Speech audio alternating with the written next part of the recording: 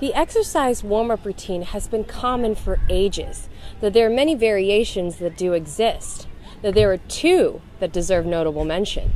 That includes the static stretching and the evolutionary dynamic warm-up. Now, static stretching has been very common in most exercise routines, but in recent days we're starting to see more of a shift towards the dynamic warm-up. This is why most strength and conditioning coaches utilize a dynamic warm-up for their athletes. A dynamic warm-up has been proven to increase flexibility from a resting state without the potential of compromising neural activation. Now, basically what this means in research literature is that a dynamic warm-up has been proven to show increases in performance through agility, power, and speed. So now you're probably wondering, well, how do I format my warm-up routines? Well, I'm here to tell you. Warm-ups should begin general and then move to being more specific. And what I mean by that is start with general, full-body movements and then move into those sport-specific movements that incorporate power and agility. A word to the wise, warm-up should last approximately 10 to 15 minutes in length. And you should start utilizing about 40 to 50% of your aerobic capacity and then increase in intensity as the warm-up progresses. We're about to show you the general phase of our warm-up. Remember, with the general phase, it's important for us to start with lower intensity exercises that incorporate whole body movements. Venus, our model, is going to demonstrate her first exercise, and that is the glute bridge.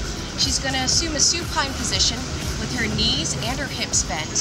She's going to extend her hips up towards the sky, all the while keeping her palms facing up. Go ahead and release down. Venus is going to perform about 15 to 20 repetitions of this phase just to make sure that those glutes actually get activated.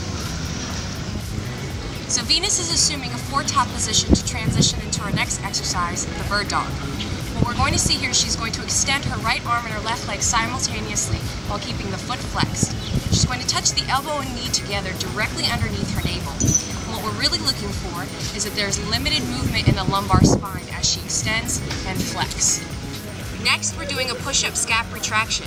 Venus is assuming a traditional push-up position, and what we're looking for is that she's going to drop her shoulder blades in, bringing her scapula together, and then she's going to push away, engaging the serratus anterior. And she's going to continue this movement, dropping the shoulder blades together, and then pushing them back away for 10 repetitions. Now we're going to move into what we call the cook squat. This is still a general movement, but it is increased complexity. So we're going to have Venus start with her arms overhead.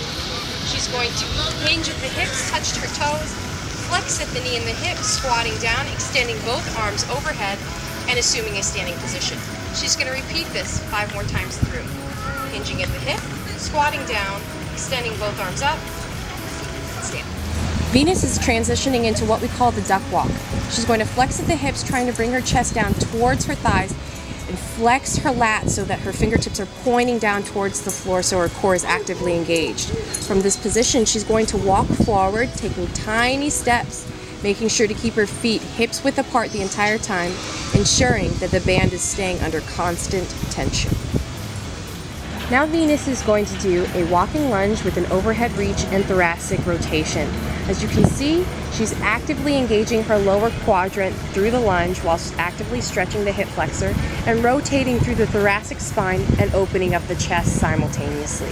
This is a great exercise and she should perform about 10 to 15 reps on each leg. The athlete is about to perform the last exercise of the general warm-up, termed the inchworm. She's going to bend down, walk her hands forward, and slowly inch her feet in. This is supposed to increase mobility and stability of the shoulder girdle, as well as increase flexibility in the posterior chain. Now, if she'd really like to increase complexity of the exercise, she can add a push-up to the inchworm.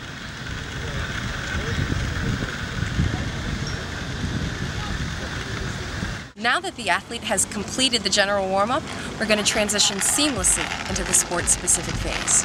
To begin the sport-specific warm-up, we're going to start off with a general jog of anywhere between 40 and 50% of her aerobic max.